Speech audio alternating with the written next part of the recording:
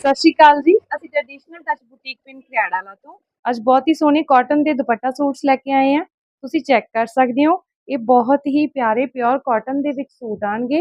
ਇਹ ਬਾਟਿਕ ਪ੍ਰਿੰਟਿੰਗ ਦਾ ਸੂਟ ਹੈ। ਇਸ ਦੇ ਉੱਪਰ ਬਾਟਿਕ ਦਾ ਬਹੁਤ ਹੀ ਸੋਹਣਾ ਡਿਜ਼ਾਈਨ ਬਣਿਆ ਹੋਇਆ। ਇਸ ਦਾ ਦੁਪੱਟਾ ਇਸ ਤੋਂ ਵੀ ਸੋਹਣਾ ਹੈ। ਤੁਸੀਂ ਦੇਖ ਸਕਦੇ ਹੋ, ਮੈਂ ਖੋਲ ਕੇ ਪਿਕ ਦਿਖਾ ਰਹੀ ਹਾਂ ਤੁਹਾਨੂੰ। ਬਹੁਤ ਹੀ ਵੱਡੇ ਦੁਪੱਟੇ ਆਉਣਗੇ। ਇਦਾਂ ਦੇ ਸੋਹਣੇ ਸੂਟ ਤੁਸੀਂ ਸਾਡੇ ਤੋਂ ਸਕਰੀਨਸ਼ਾਟ ਲੈ ਕੇ ਆਪਣਾ ਆਰਡਰ ਪਲੇਸ ਕਰ ਸਕਦੇ ਹੋ।